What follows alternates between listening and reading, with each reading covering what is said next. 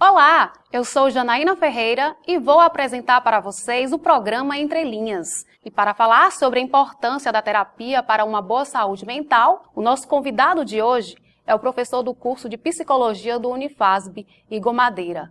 Obrigada, professor. Seja bem-vindo ao nosso programa. Olá, Janaína. Tudo bem? Eu agradeço a oportunidade de estar aqui com vocês e poder contribuir um pouquinho sobre uma temática tão importante que é a temática da saúde mental. Professor, quando devo procurar um terapeuta? Bom, essa é uma pergunta que todo mundo faz, né? Em que momento eu devo fazer terapia?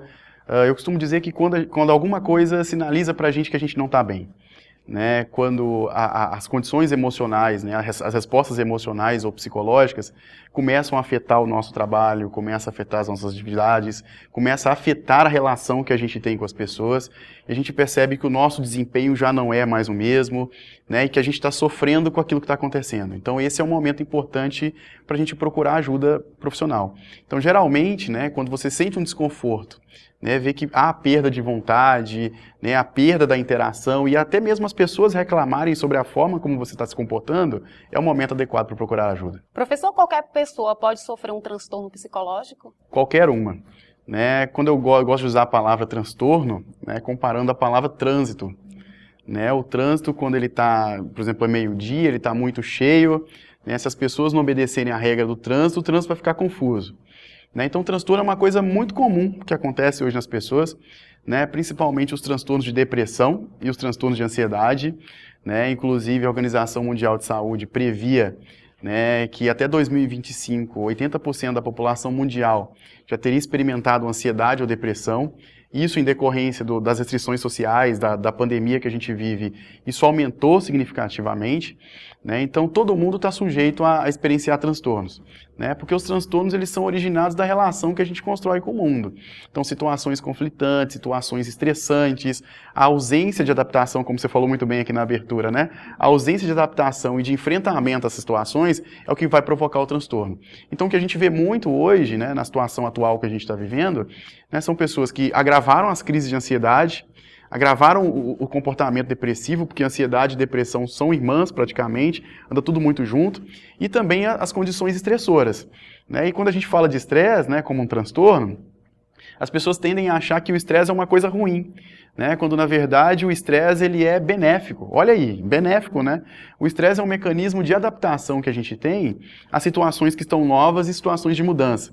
Então quando surgiu, né, a pandemia do coronavírus, né, todo mundo foi submetido a uma situação estressora, uma situação em que a gente teve que se adaptar às rotinas, adaptar o costume, a gente teve que aprender a usar máscara, a gente teve que aprender a higienizar corretamente as mãos. Só que o problema da condição estressora é quando não há mudança. E aí, quando a gente não enfrenta, né, não tem repertório de enfrentamento, a situação difícil ela permanece e aí o nosso organismo vai perdendo a capacidade de adaptação. E aí isso começa a levar a gente ao adoecimento. Então é por isso que muita gente tem adoecido no momento de hoje. Porque já faz mais de um ano que a gente está enfrentando uma situação difícil como a pandemia. A gente já esgotou os repertórios e as possibilidades de adaptação, porque não é fácil ficar em isolamento social, não é fácil ficar dentro de casa, não é fácil ter que trabalhar no home office. E aí, quando a gente vai perdendo essa capacidade de se adaptar, a gente vai adoecendo. Então, a gente passa de uma fase de alerta, que é a fase que a gente tem que se adaptar, à fase de exaustão, quando dá aquele sentimento de impotência, de que você não vai conseguir enfrentar mais. Né? Na psicologia, a gente até utiliza um termo técnico, que é o desamparo aprendido. Né? Quando a gente perde a capacidade de reagir a situações tão difíceis. Né? Então, quando a gente observa, por exemplo, esse aumento, né, o relaxamento das restrições sociais por parte das pessoas, né, não é porque as pessoas são irresponsáveis, é porque é uma condição natural de pessoas que já não aguentam mais a situação aversiva, né, e já não aguentam mais manter o padrão de comportamento de vigilância. Né? Comparando isso ao trânsito de novo, né, a vigilância ela cai muito. Geralmente as pesquisas apontam que os maiores acidentes de trânsito acontecem quando você está chegando em casa, que é o momento que você relaxa, você diminui a sua tensão. Então, nesse momento de pandemia, né, como a gente enfrentou muito tempo uma situação adversa, e com o aparecimento da vacina, que praticamente é uma dose de esperança para a gente, aí é o momento que a gente acaba relaxando, infelizmente. Né? Então, relacionado então, à questão da saúde mental, está muito ligado à forma como a gente vai se adaptar.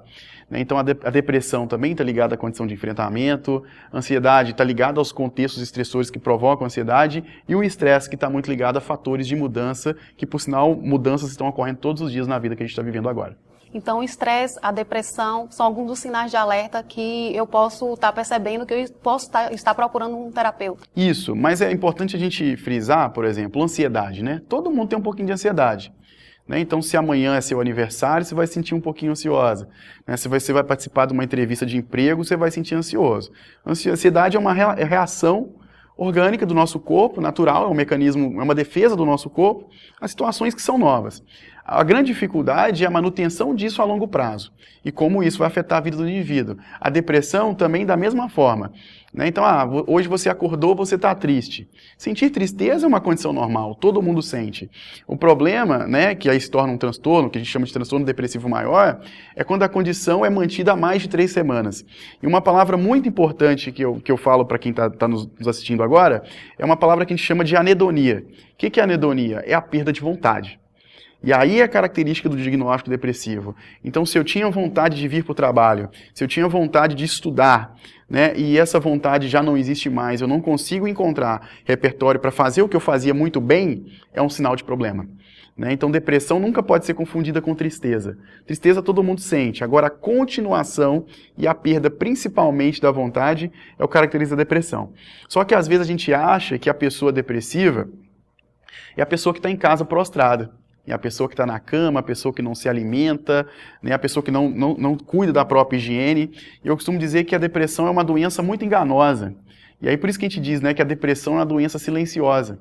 Porque não necessariamente quem está depressivo está prostrado na cama. Então, às vezes, as respostas de ansiedade, respostas de raiva, respostas de irritação, constitui, então, um padrão de comportamento depressivo. Então, é muito comum, às vezes, você está aqui no campus da universidade, né, você vê um aluno que interage com todo mundo, conversa com todo mundo, brinca com todo mundo, e quando, na verdade, você vai fazer um diagnóstico, você percebe que ele tem depressão. Mas como assim ele tem depressão se ele interage com todo mundo? É porque essa forma de interação acaba sendo um comportamento de esquiva de uma situação que é uma situação problema. Então, por isso que é muito importante ter muito cuidado. Né? Então, caracteriza mesmo a depressão, o critério diagnóstico é a perda de vontade. Então, perdeu a vontade, e que é muito comum hoje aqui em tempo de pandemia que a gente está vivendo, as pessoas estão perdendo a vontade, então é um sinal de alerta em que a depressão ela pode estar presente. Então, as pessoas que estão envolvidas com aquela pessoa que pode estar desenvolvendo a depressão, eu queria que o senhor explicasse para a gente qual o sinal de alerta para quem está próximo daquela pessoa para perceber que ela está com alguma depressão. Sim, às vezes as pessoas elas mandam recados e que a gente costuma dizer que são recados silenciosos, mas somos nós que não temos condições de perceber. Então, às vezes você dá um bom dia para a pessoa te responde bom dia, porque é um hábito normal nosso de comportamento, mas às vezes você pergunta para a pessoa assim, como é que está o seu dia? Meu dia hoje não está bom, né? Não está legal. Aí você acha que ele está falando das dificuldades, quando na verdade ele está querendo solicitar uma ajuda. Né? Então, quando você percebe, né, alguns padrões de comportamento típicos, né? Você percebe que o seu filho tinha o hábito de todos os dias levantar, ligar o computador para poder assistir às aulas do Unifasb. Né? Aí você começa a perceber que esse repertório não está acontecendo mais. Né? Ele estudava em casa 2, 3 horas por dia, se dedicava e já não se dedica. Né? Ele interagia com os amigos, conversava com os amigos mesmo pelo WhatsApp, isso já não faz. Então, a qualquer sinal de perda, né, do repertório, daquilo que se fazia para aquilo que não se faz mais, é um sinal de alerta. E a família e a rede social que a gente vive, quando eu digo rede social, não estou falando de interação eletrônica, mas rede de pessoas, são características muito importantes para esse tipo de enfrentamento. Né? Então, uma pessoa que passa por depressão, ela precisa contar muito com o apoio da família. Né? No sentido da família não julgar, né? Porque depressão é uma doença comum como qualquer outra. Né? Então, a gente tem dor de cabeça todos os dias e a gente não vê a dor de cabeça como um problema. Né? A depressão existe na vida das pessoas, é comum na vida das pessoas, e o grande problema é o julgamento. Porque quando você julga, né, uma pessoa que está passando por uma condição de depressão, ao invés de você contribuir para a melhora do padrão de comportamento, o que você faz? Você vai inibir a melhora de padrão de comportamento. Então, é importante ter paciência, é importante que a família oriente, né? E se o indivíduo não tiver condições de procurar ajuda, que a família forneça condições para que ele seja ajudado. Né? E aqui no Unifasb a gente gente tem, por exemplo, a Clínica Escola, né, em que os nossos alunos fazem um serviço muito bem, né, um serviço clínico muito bom no sentido do manejo da depressão e da ansiedade ou de qualquer outro transtorno psicológico, como, por exemplo, o estresse, que pode vir a surgir. Professor, se há casos de doença mental na minha família, corro riscos? Então, os estudos apontam, né, as pesquisas têm apontado que, claro, há um fator de interação orgânica, né, como se fosse uma espécie de algoritmo, né, que a gente tem uma predisposição. Né, eu costumo comparar para não assustar as pessoas, né, que muita gente, por exemplo, tem uma predisposição ao desenvolvimento do câncer e nem por isso vai acabar desenvolvendo câncer. Da mesma forma, os transtornos mentais. Existe uma condição de predisposição. Né? Então, por exemplo, existe uma predisposição quando a depressão é crônica, né? Existe uma predisposição, por exemplo, para a esquizofrenia. Só que o que vai fazer com que esse algoritmo do meu corpo vai reagir a isso, depende das situações que eu vivo. Né? Então, eu digo que o ambiente ele é muito responsável pela manutenção do equilíbrio da nossa saúde mental. Então, ambientes conturbados, ambientes confusos, ambientes estressantes colaboram. Então, não significa que você tem uma pessoa na família que tem esquizofrenia, que você vai desenvolver esquizofrenia. Né? Esse desenvolvimento desse padrão de comportamento só vai acontecer se a situação que você viveu, o contexto que você viver, né, for situações confusas. Então, por isso que é muito importante a gente estar muito atento às situações ambientais que a gente vive, porque a gente sabe, né, que quanto mais aversivo for, né, quanto mais prejudicial for uma situação, seja na situação do trabalho, seja na situação da família, ou na situação do dia a dia, né, mais provável é o adoecimento. E acredite, Janaína, tem crescido muito, né, o número de pessoas que têm adoecido. Né, os consultórios de psicologia estão lotados, né, as pessoas estão implorando por ajuda, né, a fila da nossa clínica escola está muito grande, né, e então, por quê? Porque o ambiente que a gente está vivendo hoje é um ambiente estressante.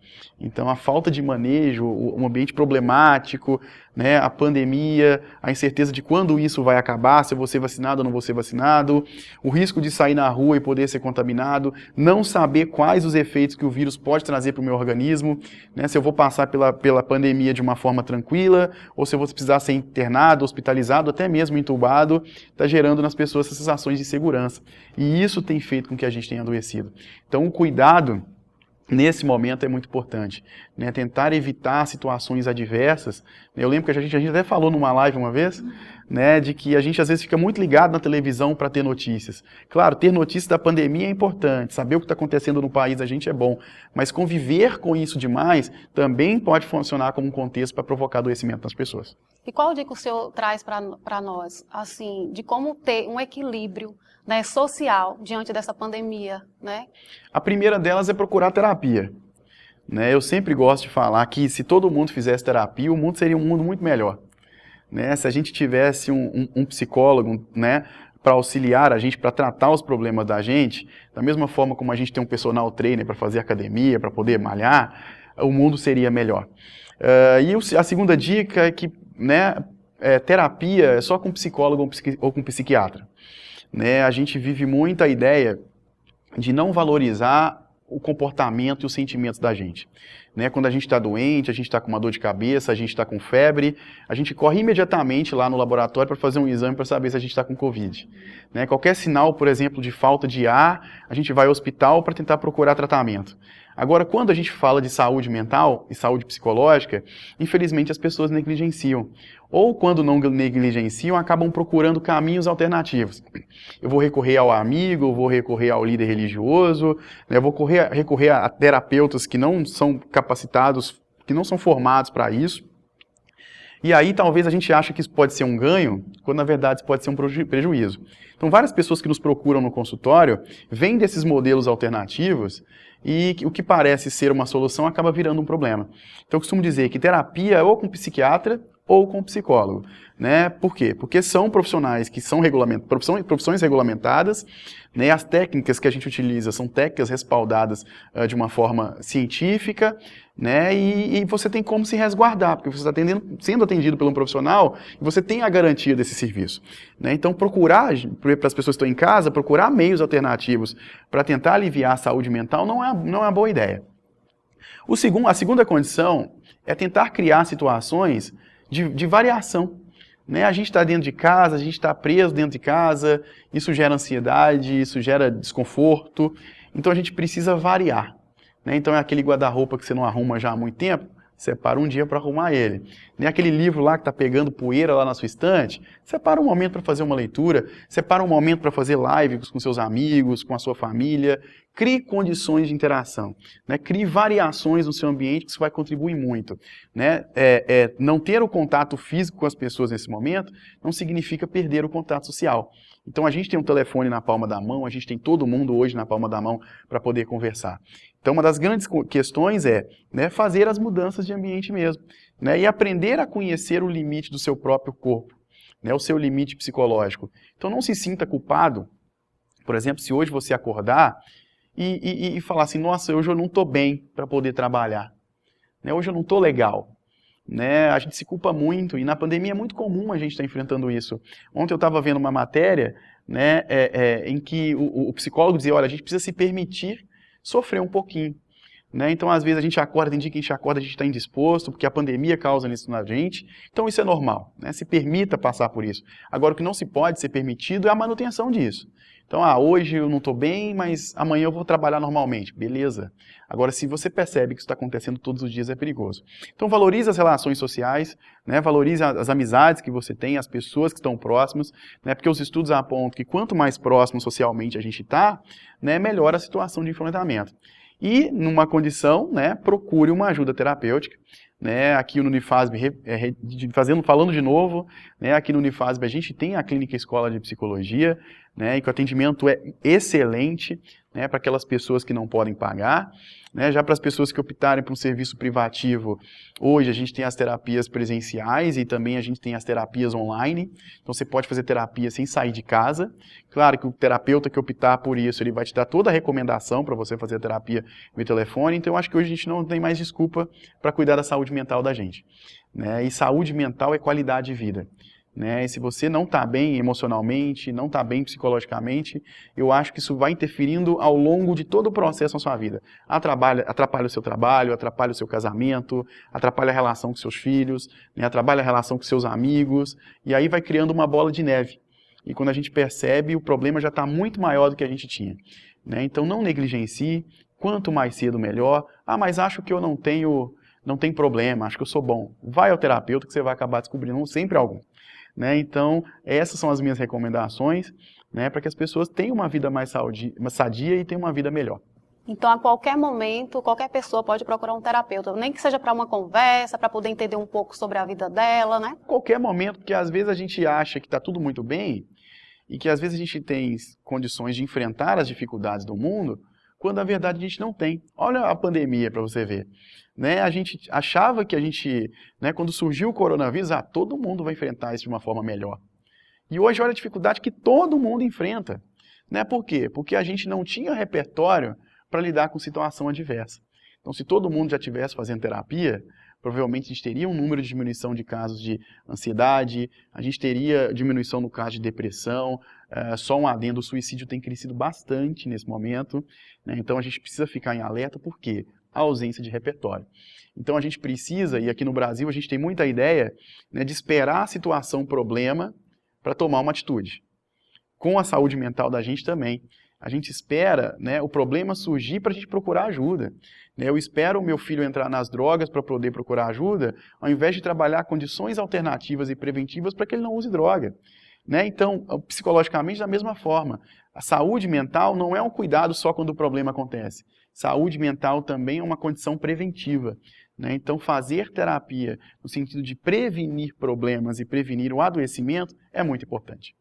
Professor Igor, muito obrigada pela sua participação, muito proveitosa a nossa conversa. Espero que outras oportunidades. Eu que agradeço, é sempre bom vir aqui na TV Unifasb para poder bater um papo com vocês e esclarecer dúvidas para as pessoas que estão de casa. Então, fica à vontade para me convidar nas outras vezes, me coloco à disposição e agradeço a vocês pelo carinho, a produção, né, e as pessoas que estão de casa aqui nos ouvindo. Obrigada.